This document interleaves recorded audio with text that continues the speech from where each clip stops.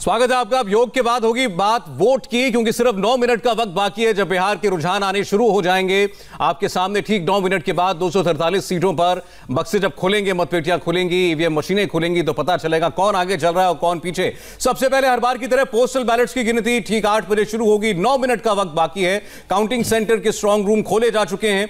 India TV पर आप देख रहे हैं बिहार चुनाव का सबसे तेज नतीजों वाला कवरेज, और ये नतीजे तय करने जा रहे हैं कि बिहार में एक बार फिर नीतीश कुमार आएंगे या फिर तेजस्वी यादव इतिहास रचते हुए एक नई सरकार बनाएंगे। क्या वाकई बिहार में बदलाव की बयार चल रही है या नीतीश कुमार पर एक बार फिर बिहार भरोसा जताएगा? अजय, बिल्कुल। दरअसल अगर देखें जो एग्जिट पोल सामने आए, उन्होंने एक ऐसी तस्वीर प्रस्तुत की जिसके बाद ऐसा लग रहा है कि या तो कांटे का मुकाबला होगा या फिर एक तरफा, और उस एक तरफा में जो रुझान सामने दिखाई दे रहे हैं उसमें महागठबंधन की तरफ ज्यादा जोर आता हुआ दिखाई दे रहा है।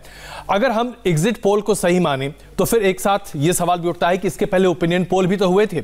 ओपिनियन पोल में लेकिन बिल्कुल विपरीत स्थिति दिखाई दे रही थी, और ओपिनियन पोल के समय यह बताया जा रहा था कि एनडीए का बहुमत हो सकता है। लेकिन अभी सबसे बड़ी बात यह है कि काउंटिंग सेंटर्स के दरवाजे खुल चुके हैं, और उसके साथ साथ ऐसा लग रहा है कि बहुत जल्द अब आप पोस्टल बैलेट्स की मतगणना की आप तस्वीरें देखेंगे। ये आप देख रहे हैं तस्वीरें, काउंटिंग सेंटर्स जो हैं उनके दरवाजे खुल चुके हैं। अब कोरोना की वजह से दरअसल कई तरह के प्रोटोकॉल्स हैं जिसका पालन होगा। नतीजों और रुझान के उतनी तेजी आप नहीं देख पाएंगे जितना आप पहले देखते आए हैं, क्योंकि नॉर्मल प्रक्रिया क्या है कि पहले पोस्टल बैलेट्स की गिनती होती है हर बार की, तो उसमें कितना वक्त लगता है? आधा घंटा? देखिए, आप डिपेंड करता है कि आमतौर पर कितने पोस्टल बैलेट हो, लेकिन आधा घंटे से 45 मिनट कम से कम वक्त लगता है पोस्टल बैलेट की मतगणना करने में। और उसके साथ साथ बाकी भी जो ईवीएम्स हैं तब तक वो भी तैयार हो जाते हैं, और लगभग 8:30 बजे के आसपास ईवीएम्स पर भी एक तरह से उसकी भी पहली लिस्ट आनी शुरू हो जाती है। 8:30 बजे के बाद से लगभग एक निर्णायक तौर पर आप समझ सकते हैं कि ट्रेंड्स क्या रहे। हालांकि पहले राउंड की काउंटिंग का अपने आप में कोई मतलब नहीं होता, क्योंकि चीजें बहुत बदल सकती हैं। कितने राउंड तक चलती है अमूमन काउंटिंग? देखिए, पॉपुलेशन के आधार पर देखा जाए तो उस हिसाब से है, लेकिन आमतौर पर अगर आप मान के चलें कि 3.5 से 5 लाख एक वोट है किसी भी एक सीट पर, तो उसके आधार पर आप तकरीबन 7 से 9 आमतौर पर यह काउंटिंग का फेज मिनिमम इतना तक जाता है। चलिए, 7 मिनट का वक्त बाकी है। 7 मिनट बाद अब ये बैलेट बॉक्सेस खुलना शुरू हो जाएंगे। पहले पोस्टल बैलेट गिने जाएंगे। अजय बता रहे थे कि आधा घंटा 45 मिनट लगभग पोस्टल बैलेट्स की गिनती होगी, और उसके साथ साथ ईवीएम मशीनों को खोलने का सिलसिला शुरू हो जाएगा लगभग 8:30 बजे से। और उसके बाद बहुत तेजी के साथ ट्रेंड्स आते हैं। हमने हर चुनाव में देखा है, राज्य छोटा होता है तो बहुत जल्दी नतीजे कंसोलिडेट हो जाते हैं, लेकिन अगर बड़ा राज्य हो और उसमें भी अगर चुनाव बहुत कांटे का हो जाए तो फिर थोड़ा वक्त लगता है ट्रेंड्स को सेटल होने में और यह पता करने में कि वाकई कौन सत्ता में आ रहा है और कौन सत्ता से बाहर जा रहा है। इस बार तो साथ साथ कोरोना भी है। बिल्कुल, तो वो उसके प्रोटोकॉल्स हैं। आपको वो सोशल डिस्टेंसिंग मेंटेन करना होगा, आपको सारी चीजें सैनिटाइज कर चीजों को करना होगा। तो उसका पूरा एक प्रोटोकॉल है जो कि चुनाव आयोग ने जारी किया है, और सभी काउंटिंग सेंटर्स पर उसका पूरा एक तरह से आकलन होगा। साथ ही साथ इस बार बड़ा चेंज दिखाई देगा। कोई भी पार्टी का प्रतिनिधि काउंटिंग सेंटर के भीतर नहीं है, हर कोई बाहर है। लगातार सीसीटीवी कैमरे पर सारी चीजें मॉनिटर की जा रही हैं, इसलिए ये एक बड़ा बदलाव है पहले के किसी भी मतगणना। मोटे तौर पे अगर देवेंद्र ये कहें, क्या इस बार नतीजे आने में या कंसोलिडेट होने में वक्त लगेगा आम चुनाव की तुलना में? निश्चित तौर पर पहले की काउंटिंग की अगर बात कर लें तो उससे थोड़ा ज्यादा वक्त इस बार जरूर लगेगा, ऐसा बताया जा रहा है। लेकिन एक चीज जो साफ हो जाएगी तस्वीर, जैसे आकलन है वहां पे कि 11 बजे के लगभग पूरी तस्वीर साफ हो जाएगी कि जो आंकड़े हैं वो किधर जा रहे हैं। 11 बजे से किधर जा नहीं लगा, और निश्चित तौर पर महागठबंधन नहीं लग रहा है। अगर मुझे बेट करना हो सौरभ तो महागठबंधन। 7 तारीख से ही सौरभ इस गुगली पर लगा हुआ है। वो हर किसी को बस ये बतलाना चाहते हैं कि कौन कहां अपना दाव लगा रहा है। तो लेकिन सौरभ ने अपने पत्ते आज तक नहीं खोले, इसलिए मैं सबसे पहले सौरभ आप 11 बजे के बाद खोले। आपने बहुत देर कर दिया, पत्ते क्या खोलने, अब तो पेटियां खुल रही है। नहीं, लेकिन उससे पहले आप अपने पत्ते खोल दीजिए। आप ये बताइए, आप अपना पैसा कहां लगा रहे हैं? देखिए, मैं अभी आपने जो बात कही थी या हमारे कुछ साथी बोल रहे थे, ये अगर एक तरफा चुनाव की जो बात की जा रही है, वो एक तरफा चुनाव एक ही तरफ हो सकता है, दूसरी तरफ से एक तरफा चुनाव नहीं होगा। अगर नीतीश कुमार मुख्यमंत्री बनते, ये मेरा बिल्कुल निजी आकलन है, आप कह सकते हैं, अंदाजा है। इसमें ना मैं किसी एग्जिट पोल को मान रहा हूं कुछ। अगर नीतीश कुमार रिपीट होते हैं तो वो बहुत मुश्किल से रिपीट होंगे, और अगर लैंडस्लाइड विक्ट्री होती है, एक तरफा होती है, तो वो केवल और केवल तेजस्वी यादव की। तो अगर मैं आपकी बात मानूं तो आपके हिसाब से अभी भी कांटे के मुकाबले के आसार गुंजाइश है। आप इस बात को लेकर चल रहे हैं, तो सौरभ की इस बात पर भी हम आकलन करेंगे और चर्चा करेंगे जब हमारे पास तमाम रुझान होंगे। लेकिन सबसे बड़ी बात यह है कि आज हम तकरीबन 7 करोड़ से ज्यादा मतदाताओं के भविष्य के निर्धारण की बात कर रहे हैं। और उसके साथ साथ जो इस बार पोल परसेंटेज है, कोरोना काल के होने के बावजूद पोल परसेंटेज 2015 के मुकाबले महज 1.5% कम है। यह अपने आप में बताता है कि बिहार में लोगों में मतदान को लेकर उत्साह कितने बड़े पैमाने पर रहा। यह उत्साह क्या वाकई में बदलाव का उत्साह है?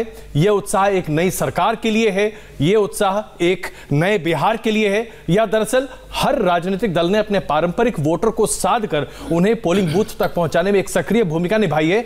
इस तमाम चीज पर भी हम आकलन करेंगे। साथ साथ बिहार में हमेशा यह कहा जाता है कि बिहार में बिना जाति के आप राजनीति के आधार को निर्धारित ही नहीं कर सकते। क्या इस बार जातीय आधार टूटेंगे? क्या इस बार नौजवान, जो कि तकरीबन 1.25 करोड़ हैं मतदाता, नौजवान मतदाता 1.25 करोड़ हैं बिहार में, जिनकी उम्र 35 साल से कम है, क्या वो तय करेंगे कि इस बार का बिहार क्या होने जा रहा है? क्योंकि अगर ये होता है तो बहुत बड़ा बदलाव होगा, ठीक वैसा ही बदलाव जैसा हमने जेपी मूवमेंट के दौरान बिहार में देखा था। और यह माना जाता है कि बिहार दरअसल हिंदुस्तान की राजनीति का वो पहला चैप्टर है, दरअसल इसे हम प्रियम्बल के तौर पर मानते हैं। जो बिहार में होता है देश में अन्य राज्यों में 2 या 4 या 10 साल बाद जरूर होता है। और इस साल तो अगले साल बड़े महत्वपूर्ण चुनाव होने जा रहे हैं। केवल 3 मिनट का वक्त बाकी, जब आपके सामने ये बिहार के चुनाव के ट्रेंड्स सामने आना शुरू हो जाएंगे। फिर आपको बता दें, लगभग शुरुआत का आधा पौना घंटा या कभी कभी 1 घंटा भी लगता है पोस्टल बैलेट्स खुलते हैं। उस वक्त ट्रेंड्स की रफ्तार थोड़ी धीमी होती है, लेकिन एक बार जब ईवीएम मशीनें खुलना शुरू होती हैं तो फिर बहुत तेजी के साथ रुझान आते हैं। हमारे साथ स्टूडियो में 2 आनंद पांडे हैं इस वक्त, एक हमारे एडिटर साहब हैं और हमारे एक रिपोर्टर साहब हैं। तो पहले सर आपसे पूछना चाहता हूं मैं, आपके हिसाब से आज आप कब तक देखते हैं सेटल होते हुए सब कुछ? देखिए, मुझे भी ये लगता है जो देवेंद्र बोल रहे थे, मैं उनकी बात को इंडोर्स करूंगा कि 11 साढ़े 11 बजे तक ये चीज़ें काफ़ी सामने आने लगती हैं। और इस बार शायद मुझे लगता है जो काउंटिंग सेंटर है उनकी संख्या भी कुछ बढ़ाई गई है शायद कोरोना की वजह से जी। तो मुझे लगता है कि 11 साढ़े 11 12 बजे तक कंपनसेट कर लेंगे कि जितना वक्त एक्स्ट्रा लग रहा होगा। एग्जैक्टली। तो मुझे लगता है कि 11:30 12 बजे तक की पिक्चर क्लियर हो जाएगी, अगर कोई फंसी का मामला नहीं होता है तो। जी बिल्कुल, मुझे भी लगता है कि 11 साढ़े 11 बजे तक तस्वीर साफ हो जाएगी। जो जिन्होंने पटाखे तैयार कर रखे, मिठाई तैयार कर रखी है, उनको भी काम, उनकी भी जरूरत आन पड़ेगी। 11 साढ़े 11 बजे तक वो भी अपनी मिठाई या पटाखे जो बाहर निकाल, मिठाई दोनों तरफ के लोगों ने बनवाई है। पटना से हम तस्वीरें दिखा रहे थे, नहीं अभी आपको दिखाएंगे। लेकिन फर्क ये है शायद सौरभ, पिछली बार भी पटाखे दोनों तरफ रखे हुए, वो कैंडिडेट के चलते। जैसे नंदकिशोर यादव की तस्वीर आई थी, क्योंकि नंदकिशोर यादव को ऐसा लग रहा है कि वो जीत सकते हैं। दूसरी तरफ अनंत सिंह जो कि आरजेडी के मोकामा से हैं, उन्होंने बहुत जबरदस्त तैयारी कर रखी है, खुद अंदर हैं, उनके घर पे बहुत जबरदस्त पार्टी ने केवल एक ही ने बनाई मिठाई। हाँ, पार्टी निश्चित तौर पे आरजेडी वाले ज्यादा उत्साहित है। सोचिए, तेजस्वी ने यह तक कह दिया है कि आपको जीत के बाद बिहेव कैसे करना है। ये काम बीजेपी और जेडीयू ने नहीं किया है, तेजस्वी ने किया है। बस 1 मिनट बाकी है, 60 सेकंड बाकी है, बस आपके सामने ट्रेंड्स आना शुरू हो जाएंगे और इंडिया टीवी आप तक ये सारे ट्रेंड सबसे पहले पहुंचाएगा। एक तरफ 15 साल शासन कर चुके नीतीश कुमार हैं, दूसरी ओर एक युवा नेता, उभरते हुए नेता तेजस्वी यादव। उम्र में फर्क, एक 31 साल का नौजवान नेता जिसने अपना सब कुछ झोंका इस चुनाव में, जिनके पिता जेल में हैं लालू यादव, माता पिता दोनों पूर्व मुख्यमंत्री, लेकिन दोनों का उनके ऊपर बैगेज ज्यादा है। बजाय कि उनको इस चुनाव प्रचार में फायदा मिलता, उन्होंने अपने माता पिता का नाम नहीं लिया कहीं प्रचार में, ना लालू यादव का, ना राबड़ी देवी का। दूसरी ओर नीतीश कुमार हैं, जिन्होंने तेजस्वी के पिता को बेदखल किया, सत्ता से 15 साल शासन किया और आज एक बार फिर वो लालू काल की याद दिलाकर सत्ता में दोबारा लौटना चाहते हैं अपने काम को गिनवाने के साथ साथ। लेकिन क्या इस बार जनता को नीतीश कुमार का नाम याद रहा या फिर लालू यादव का वो दौर जमाना याद रहा? ये देखना होगा, थोड़ी देर में साफ हो जाएगा। हमारे सारे साथियों ने यह बताया कि लगभग 3 साढ़े 3 घंटे तक ये रुझान जो है नतीजों की ओर बढ़ना शुरू हो जाएंगे और आपको पता चल जाएगा कि किसने बाजी मारी। 8 बज चुके हैं, अब वोटिंग काउंटिंग सेंटर्स पर पोस्टल बैलेट्स की गिनती शुरू हो चुकी है और सारे ट्रेंड्स आपके सामने एक एक करके आना शुरू हो जाएंगे। और इंडिया टीवी की स्क्रीन पर जो टैली आप देख रहे हैं, जिसमें अभी सिर्फ 0 आपको सब जगह दिखाई दे रहा है, या ये धीरे धीरे करके बढ़ना शुरू हो जाएंगे ऊपर। फिर बता दें आपको, आप स्क्रीन के टॉप पर जो देख रहे हैं वो गठबंधन की टैली है, यानी अगर हम एनडीए की बात कर रहे हैं तो उसमें बीजेपी, जेडीयू, हम वीआईपी है। अगर हम आरजेडी प्लस कह रहे हैं तो उसमें आरजेडी, कांग्रेस, वामपंथी पार्टियां हैं। एलजेपी का अलग से खाता हमने इसलिए दिखाया क्योंकि एलजेपी बहुत कुछ निर्धारित करेगी इस बार। अगर चिराग पासवान कुछ एक सीटें लेने में कामयाब हो गए तो फिर वो एक फंसी हुई परिस्थिति में, हंग असेंबली की परिस्थिति में बहुत ज्यादा कीमती सीटें हो जाएंगी और अगर वो केवल वोट काटते हैं तो उसका नुकसान सीधे सीधे एनडीए को होना तय। अजय, बिल्कुल। अब इसमें सबसे बड़ी बात यह है कि सौरभ, हमें इस बात पर ध्यान देना पड़ेगा कि 2015 के जो विधानसभा के चुनाव थे बिहार के, उसका कंपैरिजन अगर आज हम 2020 के चुनाव से करें तो एक तरह से यह सही नहीं होगा, क्योंकि गठबंधन का स्वरूप पूरे तरीके से बदल चुका है।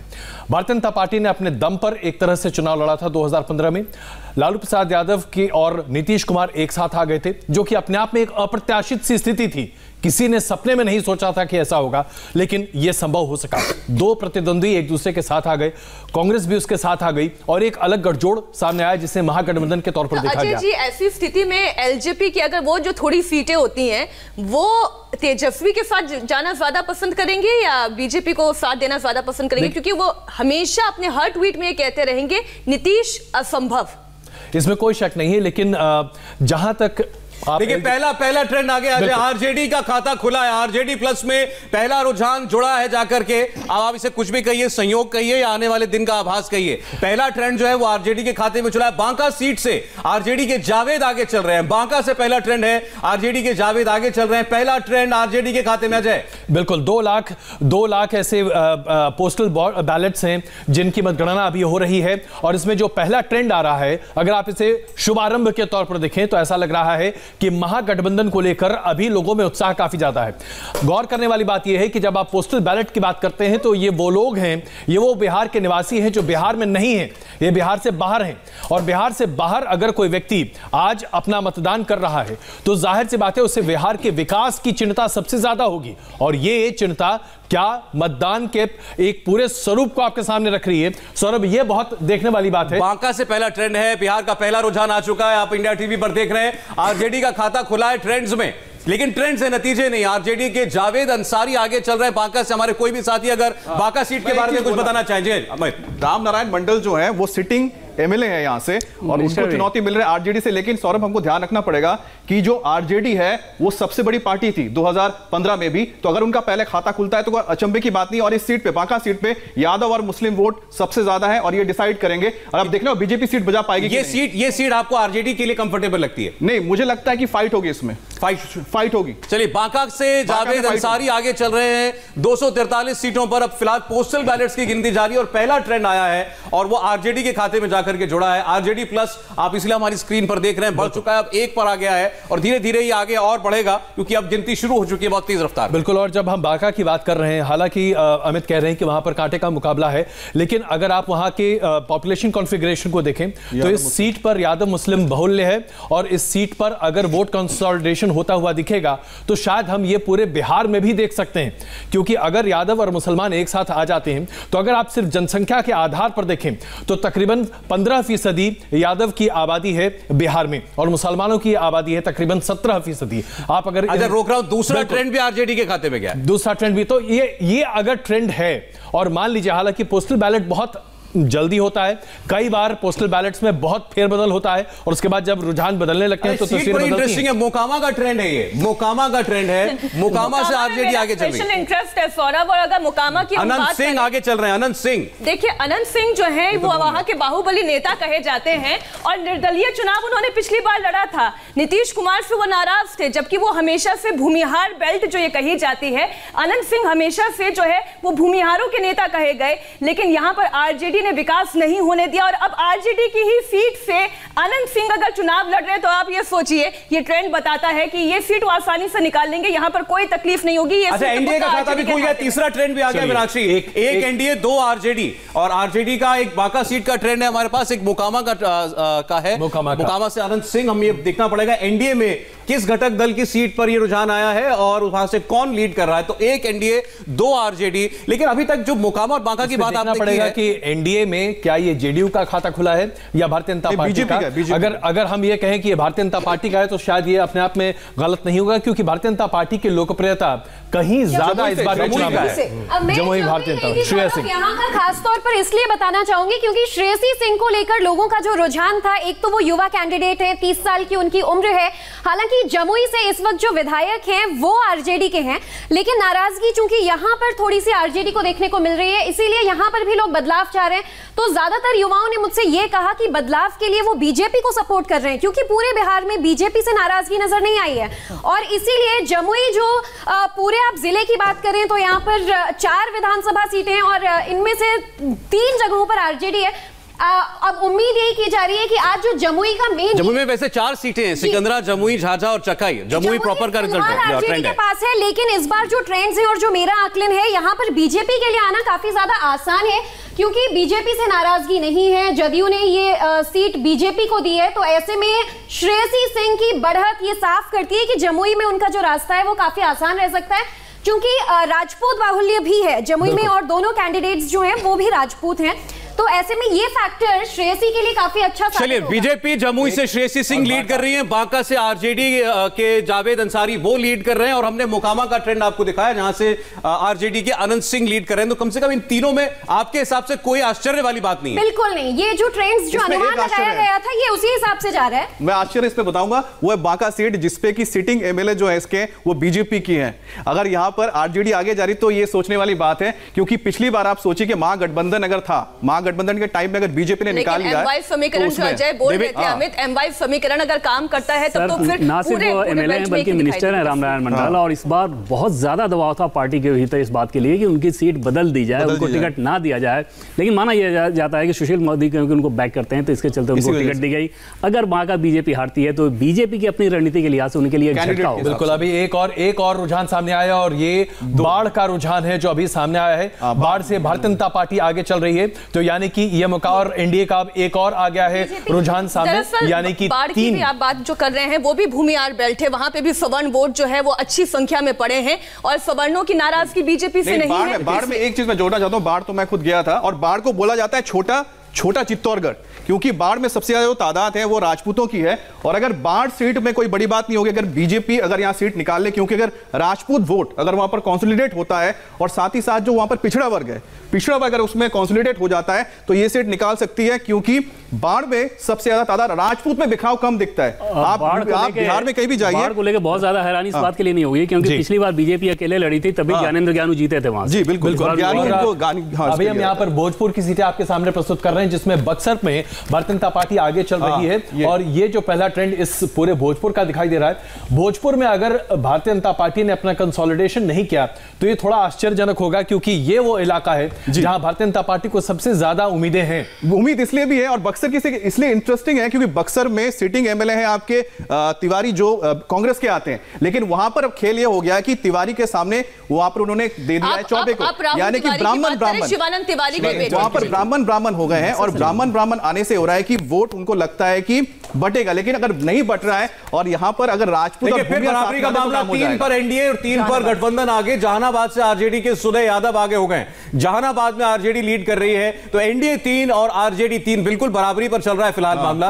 और अगर हम जहानाबाद और उसके गया के पूरे आसपास के इलाके की बात करें तो वहां पर भी जो मुस्लिम यादव समीकरण की बात कर रहे हैं वो अपने आप में काफी ज्यादा कारगर साबित हो सकता है, और ये बेल्ट अगड़ों के लिए भी बहुत इंपॉर्टेंट है, खास करके यहां पर वामपंथी दलों का एक जमाने में वर्चस्व हुआ करता था, और रणवीर सेना की बात जब हम करते हैं तो वहां पर आप इसी बेल्ट की बात करते हैं जहां ये बड़े पैमाने पर प्रखर था, लेकिन कंसोलिडेशन बढ़ता जा रहा है और एनडीए 4 सीटों पर आगे। औरंगाबाद से रामाधार आगे चल रहे हैं बीजेपी के, और औरंगाबाद के सीट के बारे में कोई बताना चाहे? ये भी बिल्कुल सरप्राइज नहीं है, रामाधार सिंह पहले भी वहां से जीतते रहे, इस बार भी माना जा रहा है कि औरंगाबाद की सबसे सुरक्षित सीट बीजेपी के लिहाज से कोई है तो ये है। दूसरी जो जहानाबाद की हम लोग बात कर रहे थे, जहानाबाद में बीजेपी की एनडीए गठबंधन के लिहाज से सिर्फ एक सीट दिख रही है जहां थोड़ी सी उम्मीद हो सकती है ओसी की, इसके अलावा किसी सीट पे भी एनडीए को उम्मीद नहीं है। अमित जरा आ जाए हमारे साथ स्क्रीन पर।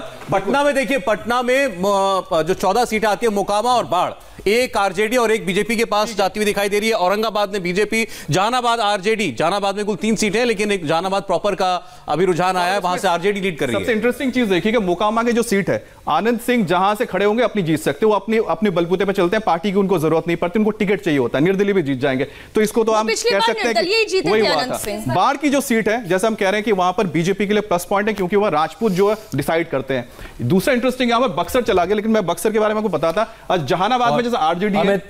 अभी एक ताजा जानकारी है, सोनपुर से बीजेपी के विनय सिंह आगे चल रहे हैं, एनडीए में 6 सीट की बढ़त आती दिख रही है, और आरजेडी 3 सीट पर अपनी बढ़त बनाए हुए। लेकिन हमें इस बात पर देखना पड़ेगा कि देखिए, पोस्टल बैलेट्स में हमेशा हमेशा अगर आप पूरे राष्ट्रीय स्तर पर देखें, किसी भी राज्य में पोस्टल बैलेट में आमतौर पर एनडीए गठबंधन को हमेशा बढ़त मिलती रही है।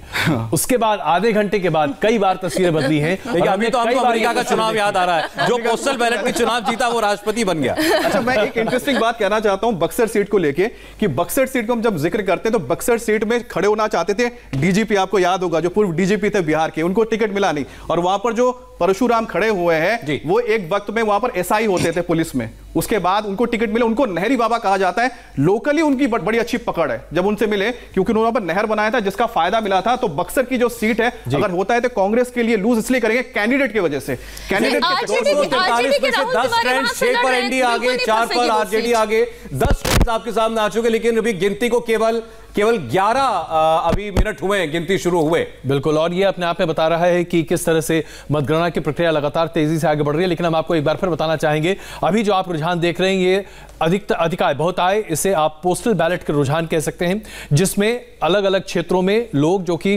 प्रदेश से बाहर हैं उनका मतदान है, और ये रुझान अभी वो देख रहे हैं आपके पोस्टल बैलेट में ही। अगर 6 में बीजेपी आगे, आप कह रहे हैं कि प्रदेश से बाहर के लोगों का ये मतदान है, जो प्रदेश के अंदर के भी हमने लोगों से बातचीत की, एक बहुत ही कॉमन फैक्टर जो सब जगह देखने को मिला कि एनडीए से जेडीयू से नाराजगी हो सकती है, लोग बीजेपी से अभी भी खुश थे। 2015 में भी सबसे ज्यादा मैक्सिमम 25% वोट शेयर जो है वो बीजेपी के पास था। तो ऐसे में ये साफ नजर आ रहा है कि इस बार भी बीजेपी अपनी लहर बरकरार रख रही है। मुझसे ज्यादातर लोगों ने ये कहा कि बीजेपी को अकेले लड़ना चाहिए था, मुख्यमंत्री उनका बनता। देखिए आपके पीछे, अजय जी आपको रोक रहा हूं, पीछे देखिए, पीछे देखें आप, सारण की सीटों में हमारे साथ गरखा का ट्रेंड है, गरखा से बीजेपी आगे है, परसा से आरजेडी, सोनपुर से बीजेपी आगे चल रही है। परसा ये सीट जो इंपॉर्टेंट इसलिए क्योंकि हमने कहा ना फैमिली एक फ्यूड कह सकते हैं, क्योंकि यहां से जो चंद्रिका राय है वो चुनावी मैदान में है, पिछली बार आरजेडी से जीते थे, इस बार जेडीयू से चल रहे हैं और पीछे चल रहे हैं। तो अब देखना होगा कि यहाँ के, लेकिन यहाँ का जो कॉम्बिनेशन है, इस कॉम्बिनेशन में यादव जो है बड़ा इंपॉर्टेंट फैक्टर है परसा में, क्या उनके साथ जाएंगे नहीं जाएंगे देखना होगा। यादव दोनों ही कैंडिडेट हैं, लेकिन परसा आरजेडी के लिहाज से ज्यादा मुफीद सीट मानी जा रही है, जाती है। 6-6 की बराबरी हो गई अभी। तो ट्रेंड्स बराबरी पर है फिलहाल, एनडीए भी 6 और आरजेडी भी 6। तो अगर शुरुआत में किसी एग्जिट पोल ने या किसी भी पोल ने कहा कि ये बराबरी का मामला है, तो अभी तक तो ऐसा ही लग रहा है, लेकिन अभी गिनती और आगे बढ़ेगी तो पता चलेगा। महागठबंधन आगे, महागठबंधन आगे, बेलसंड से आरजेडी के संजय गुप्ता लीड कर रहे हैं। 7 सीटों पर अब महागठबंधन आगे और 6 पर एनडीए, लेकिन अभी कुछ नहीं कहा जा सकता कि ये चुनावी ऊंट किस करवट बैठ रहा है, किसको सत्ता में ला रहा है, किसको बेदखल कर रहा है। 7 पर महागठबंधन, 6 पर एनडीए। बिल्कुल, अब ऐसे में विजय लक्ष्मी, जेडीयू का खाता नहीं खुला, एक तरफ हम जेडीयू का खाता खुलता नहीं देख रहे हैं, दूसरी तरफ कांग्रेस के लिए अभी तक कोई भी खुशखबरी नहीं है। तो क्या कांग्रेस 70 सीटें लेकर अपना बोझ अपने कंधों पर ढोएगी? बिल्कुल, कांग्रेस के लोग जो है उम्मीद तो करें कि 25 से 30 के बीच कुछ भी आएगा, और कहीं बहुत एक्साइटमेंट में उनके लोग कहते हैं कि 40 भी हम पार कर लेंगे। लेकिन जैसा मैंने कहा कि कांग्रेस को कई जगहों पर कैंडिडेट नहीं मिल रहे थे, काफी सारे ऐसे लोग हैं जो दूसरी पार्टी से हैं और उनको वहां टिकट नहीं मिला तो कांग्रेस में आए, अभी खाता खुल गया। चलिए, यानी आपके आते ही आप कांग्रेस के लिए शुभ है इस बात को लेकर कि अभी इतनी देर से काउंटिंग आपको जो भी जिसको भी आप प्लीज, आप लोग जो कह रहे हैं प्लीज इधर आके कहें, इधर आके कहें। सौरभ, यहाँ पर हैरानी बस इसी बात की है कि नाराजगी नीतीश कुमार को लेकर ही रही है, और यही देखिए अभी तक जेडीयू का खाता नहीं खुल पाया है। बीजेपी के खाते में 6 नजर आ रहा है, जेडीयू का अभी तक खाता नहीं खुल पाया, जबकि आरजेडी 7 और कांग्रेस का भी खाता खुल चुका है। अब सबसे बड़ी बात यही है कि नाराजगी सिर्फ और सिर्फ नीतीश कुमार को लेकर ही हमेशा लोगों में रही है, इसलिए वो बदलाव की बात करते हैं। यहाँ औरंगाबाद में देखिए बीजेपी फिलहाल लीड करती भी नजर आ रही है, जहानाबाद में देखिए आरजेडी का फिलहाल यहाँ पर खाता खुल चुका है, और इसके अलावा मोकामा में आरजेडी, बाढ़ में बीजेपी। तो ये जो बदलाव भी हो रहे हैं, ऐसे में क्या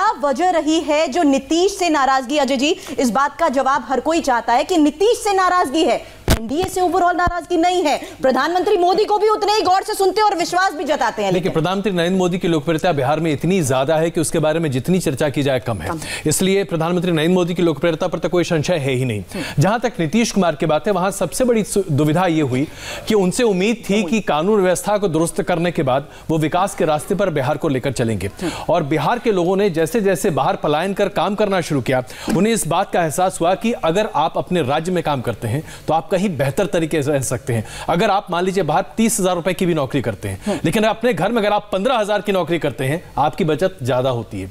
और यह बात हर बिहारी बहुत बेहतर तरीके से जानता है, क्योंकि पैसे बचाकर घर भेजना बहुत बड़ा काम है। दक्षिण बिहार का इस पर हम सीट्स दिखा रहे हैं, इसमें बेगूसराय, खगड़िया, मुंगेर, लखीसराय, शेखपुरा, जमुई, भागलपुर, बांका, ये है सारी कॉन्स्टिट्यूएंसीज। और कांग्रेस की सीट है अमरपुर की सीट, अमरपुर की सीट है, बांका में आती है और यहां से कांग्रेस पार्टी लीड कर रही है, बांका से आरजेडी, जमुई से बीजेपी। और फिलहाल ये 3 ट्रेंड्स हमारे पास दक्षिण बिहार से। बेगूसराय जो सीट है वहां पर देखिएगा कि वहां पर एक टफ फाइट होगी, क्योंकि वहां पर जो कांग्रेस की सिटिंग एमएलए हैं वो महिला एमएलए हैं और उन्होंने आपको बताया उनके परिवार जो आते हैं कांग्रेस की फैमिली से आती है। और वहां पर बीजेपी के जो कैंडिडेट हैं, कैंडिडेट को लेकर नाराजगी है। तो अगर वो एक ऐसी सीट थी जहां पर बीजेपी चाहती तो फाइट नहीं होता, लेकिन कैंडिडेट की वजह से वहां फाइट होने जा रही है बेगूसराय में। सौरभ, यहां पर अगर हम कांग्रेस के 2 मिनट के लिए चर्चा कर लें, सबसे मजेदार चीज यह है कि कांग्रेस के तमाम उम्मीदवार राहुल गांधी की चुनावी सभाओं की मांग नहीं कर रहे थे। हर कांग्रेस का उम्मीदवार तेजस्वी यादव की चुनावी सभाओं की मांग करता दिख रहा था।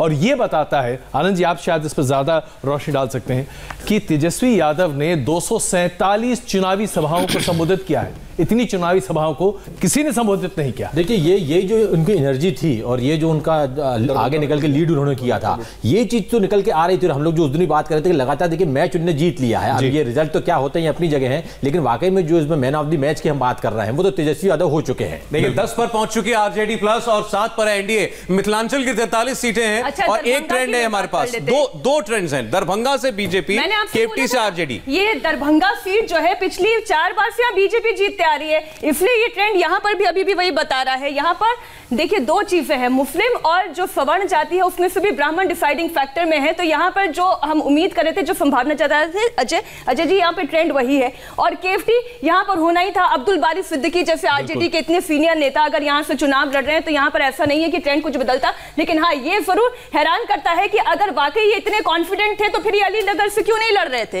अलीनगर की जगह उन्होंने, इनका तो एक वीडियो भी सामने आया था, इन्होंने सुशील मोदी के सामने कहा था कि आप रिपीट हो रहे हैं, हमारी क्या गारंटी है। बिल्कुल, लेकिन ये जो ट्रेंड है मिथिलांचल का, ये जो ट्रेंड है दरभंगा और केवटी का, सौरभ, इसमें कोई डाउट नहीं था। देखिए 10 और 9 पर है फिलहाल हम, 10 पर आरजेडी, 9 पर एनडीए, तो कोई कुछ कहा नहीं जा सकता अभी। बिल्कुल, बहुत जबरदस्त मुकाबला भी अगर देखें 10-10 की बात हो रही है। अगर ये रुझान नतीजों में तब्दील हो जाते हैं तब तो 2 एग्जिट पोल जिन्होंने कांटे का मुकाबला कहा था उसके तरफ रुझान होता हुआ दिखाई देगा। लेकिन ये पोस्टल बैलेट है और ये इस बात का हमें ध्यान रखना चाहिए।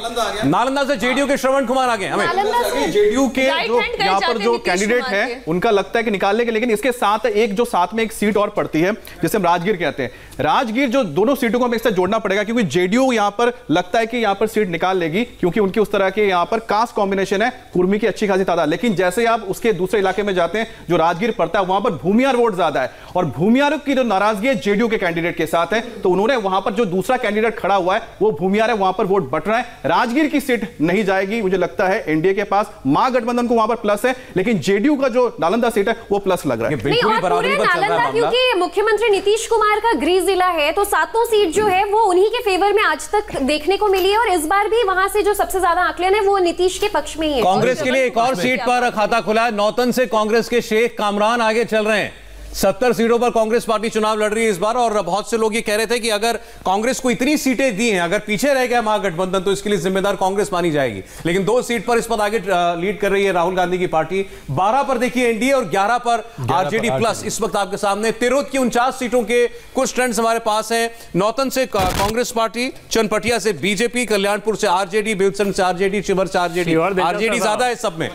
शिवहर दिलचस्प है, बिल्कुल शिवहर, हाँ बिल्कुल। देवेंद्र पहले आप बताइए। और ये जो धारणा हम लोग बना लेते हैं कि फॉरवर्ड एनडीए को वोट करेगा, फॉरवर्ड आरजेडी को वोट नहीं करता है। चेतन आनंद जो कि आनंद मोहन के बेटे हैं वो शिवहर से खड़े हैं, उनकी पत्नी लवली आनंद वो सहरसा से खड़ी है। अब ऐसे में कैसे ये संभव है कि ठाकुर वोट लवली आनंद को ना जाए या चेतन आनंद को ना जाए?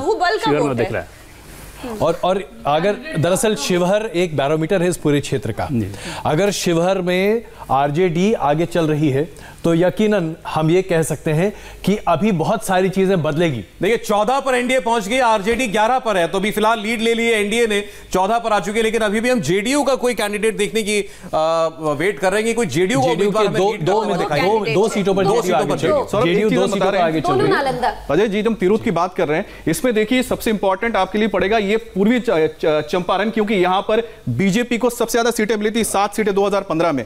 लेकिन लेकिन इस पे हमें नजर रखनी पड़ेगी कि यहाँ पर जो पहला खाता खुल रहा है वो आरजेडी का खुल रहा है, बीजेपी का अभी तक यहाँ पर खुला नहीं है। इस बार भी ऑलमोस्ट वैसा ही रहेगा। देवेंद्र, आप इस बार भी अगर बीजेपी के लिहाज से बात करें तो चंपारण पिपरा की बात कर लें, केसरिया थोड़ा डिफिकल्ट हो सकता है, अदरवाइज गोविंद, हरसिद्धि, ये सारी सीटें बीजेपी के लिहाज से ठीक होगी। मोतिहारी की सीट एक बहुत दिलचस्प है कि मोतिहारी शहरी सीट है और वहां पे वोटिंग इतना कम हुआ है कि बताया जा रहा है कि 2 से 3 हजार का बस फासला रह सकता है यहाँ पे बीजेपी के लिहाज से। बात हो रही है वो बीजेपी के लिए सबसे ज्यादा चिंतित करने वाली बात है। जैसे पूर्णिया में नीतीश कुमार ने जहां पे ये कहा कि मेरा आखिरी चुनाव है, वहां वोटिंग बहुत ज्यादा कम हुई। कुम्हरार की सीट बीजेपी के लिए एकदम सुरक्षित सीट मानी जाती है, वहां वोटिंग महज 36% हुई है।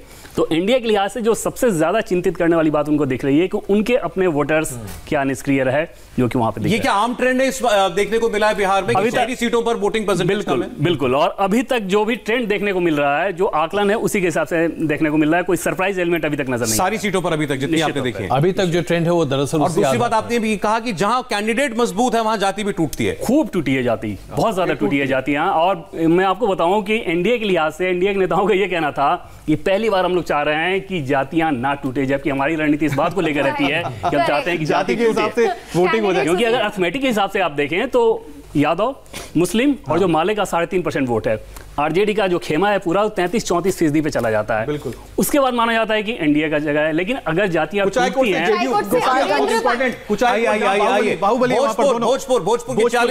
कुचाईकोट जो आ गया, कुचाईकोट ये देखिए, ये गोपालगंज में पड़ता है। यहाँ पर आप देखिए 2 बाहुबली सामने है, एक अमरेंद्र हैं और दूसरे है और काली पांडे। ज्योति आइए, क्योंकि आपने काली पांडे का इंटरव्यू किया, मैंने अमरेंद्र पांडे का इंटरव्यू मैंने किया। 2 बाहुबली वर्सेस बाहुबली का था, लेकिन काली पांडे का इतिहास ये है कि वो पहले जदयू में थे, इस बार इतने ज्यादा नाराज हुए, नामांकन भरने ऑफिस जा रहे थे जेडीयू के और पहुंचने तक गाड़ी का झंडा बदल कर राजद का हो गया। लेकिन वो मूल रूप से कांग्रेस ही रहे हैं बहुत पहले के काली पांडे। इसमें एक दिलचस्पी ये रहा है कुचाईकोट की सीट पे कि वहां पे पप्पू पांडे जो सिटिंग एमएलए हैं जेडीयू के, वहां पे भूमिहार आबादी बहुत ज्यादा है। उनका नाम अमरेंद्र है, भूमिहार आबादी वहां पे बहुत ज्यादा है और भूमिहारों के एक नेता की हत्या हुई थी, माना यह गया कि उसके पीछे पप्पू पांडे का हाथ है। तो उस बात को लेके भूमिहार वहां पे कांग्रेस को उन्होंने जबरदस्त वोटिंग की है। तो बार बार मैं ये बात इस लिहाज से कह रहा हूं कि फॉरवर्ड वोट एनडीए को ही जाएगा, ये कंसेप्ट इस बार नहीं चला। लेकिन एक बात है कि जो अमरेंद्र पांडे हैं, युवा होने के साथ साथ उन्होंने जो उनका जो कनेक्ट हमने देखा युवाओं के साथ और खासतौर पे जमीन के साथ, जमीनी लोगों के साथ और दूसरे जातियों के साथ, हम वहां पर जो पिछड़ी जाति में गए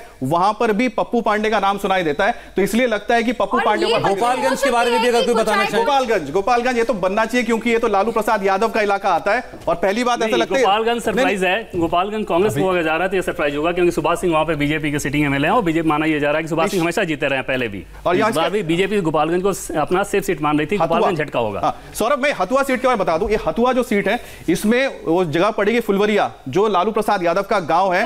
और इस जगह पे आप ये सोचिए कि इस इलाके में जेडीयू जीतता है। इस बार भी ऐसा लग रहा है कि जेडीयू का जो पलड़ा यहाँ पर भारी रहेगा।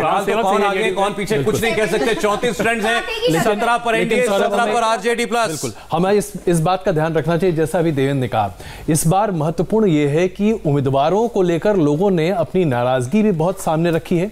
जितने सिटिंग एमएलएज और मिनिस्टर्स हैं उनके जिस तरीके से इस बार बेइज्जती की गई है, उन गांवों से बाहर निकाला गया है, कुछ जगहों पर तो जूतों की मालाएं तक पहनाई गई हैं। ऐसा बिहार में नहीं होता था।